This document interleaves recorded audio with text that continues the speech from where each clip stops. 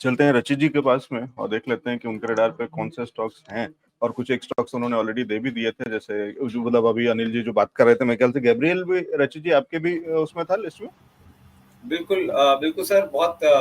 Primitive time से वो वाली बात है ना, ऑटो एंथुसियास्ट हमेशा ऑटो के पीछे ही पड़ा रहता है। तो सर गैब्रियल बहुत लोअर लेवल से सजेस्टेड है, और अभी भी मैं अनिल सर की बात से बिल्कुल इत्तेफाक रखता हूँ। ये अभी भी बहुत अच्छी अपसाइड के लिए पोटेंसी रखता है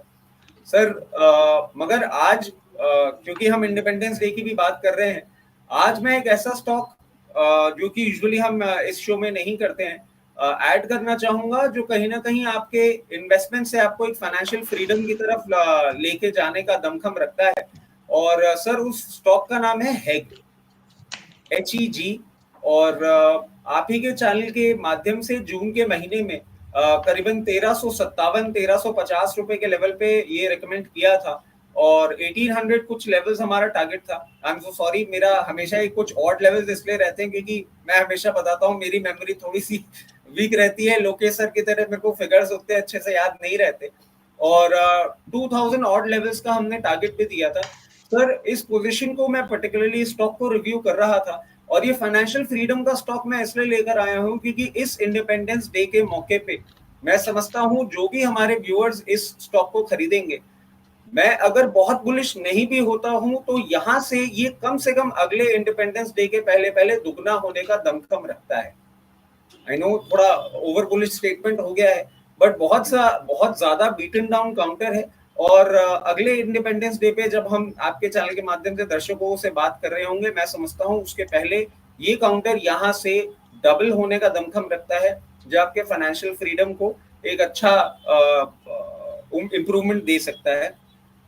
जहां तक बात रही सर और स्टॉक्स की, तो एक जैसा कि सभी अभी हमारे एनालिस्ट और मैं भी कहीं ना कहीं अपने पोर्टफोलियो पिक पे स्टिक अराउंड करना चाह रहा हूं, तो वोल्टास एक ऐसा काउंटर है सर, आपके ही चैनल के माध्यम से 800 रुपए पे दिया था, और if I am correct 860 levels इसने लास्ट वीक बनाए भी थे, वहां से करेक्ट किया, रिजल्ट आया है ओवर द वीकेंड, और रेवेन्यू अच्छे रहे हैं, बट मार्जिन कहीं ना कहीं सफर किए हैं। The experts were expecting plus 6% margin, and if I'm correct 5.7% margin आया है। उस मार्जिन के चलते इस पर्टिकुलर काउंटर में अब वापस जो बीटिंग होनी थी वो हो गई है, और आप देखें कि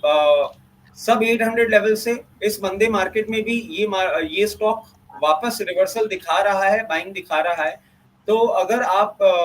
8 से 10 दिन का टाइम होराइजन लेके चलते हैं, तो ये काउंटर अब मैं समझता हूँ करीबन 880 से 890 का एक लेवल है जो हिट कर सकता है। इसके साथ साथ सर शॉर्ट टर्म ट्रेडिंग के लिए एक और काउंटर है जो कहीं ना कहीं एक टेक्निकल ग्राउंड्स पे ब्रेकआउट दिखा रहा है, और इस मंदे मार्केट में भी तेजी में ही बैठा हुआ है सर, उसका नाम है HAL। और HAL एक ऐसा काउंटर है जो हम पहले भी रिकमेंड किए थे, और अब एग्जैक्टली तो I am so sorry again, I will have to go and check, but जितना मुझे याद है सर सम 1700 या 1800 रुपए पे रिकमेंड किया था, और हमारे टारगेट्स अभी भी चल रहे हैं। और अभी अगर हम शॉर्ट टर्म का 7 से 10 दिन का टाइम होराइजन लेके चले, तो ये ब्रेकआउट कैंडिडेट बन रहा है सर, और ये यहाँ से नाना करते हुए 4050 रुपए से 4200 रुपए का एक लेवल है जो हिट करता हुआ अभी दिख सकता है। तो एक और काउंटर हो जाएगा सर HAL। और एक और काउंटर जो अब मुझे थोड़ा सा एक अपने थकावट वाले फेज से उभरता हुआ दिख रहा है, उसको भी मैं ऐड करना चाहूंगा। दो वो आज के मार्केट में एक मार्केट के सिंक में करीबन 3% के करेक्शन पे बैठा हुआ है, बट मैं समझता हूँ इस काउंटर का कहीं ना कहीं एक बॉटम बन रहा है। काउंटर का नाम है सर JVM ऑटो, जो कि नितिन सर, लोकेश सर और इनको फॉलो करते हुए बाद में मेरा भी फेवरेट काउंटर बन गया था, और आप ही के चैनल के माध्यम से 300 रुपए के लेवल पे दिया था। अब मैं समझता हूँ सर ये काउंटर एक रिवर्सल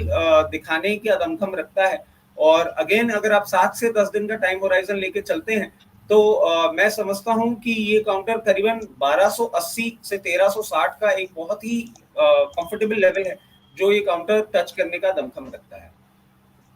ठीक है, लेकिन JVM ऑटो जो भी आपने लेटेस्ट ऐड किया है रचित सर, इसमें लगातार गिरावट है और अभी कहीं संभलता हुआ नहीं दिख रहा है, तो ये थोड़ा रिस्की बेट नहीं हो गया? अभी थोड़ा रुक जाएं और थोड़ा गिर जाने दें, या इसकी जहां पे कहीं संभल जाने दें, उसके बाद एंट्री करना ज्यादा बेहतर नहीं रहेगा? सर देखिए, वैसे जैसे ही मैंने बोला है, I am pretty sure Lokesh sir ने हाथ के हाथ उसको खोल के देख लिया है। और नेक्स्ट अभी जब आप लोकेश सर के पास जाएंगे तो वो आपको एक बेटर ओवरव्यू दे पाएंगे। मेरी समझ से ये कहीं ना कहीं अपने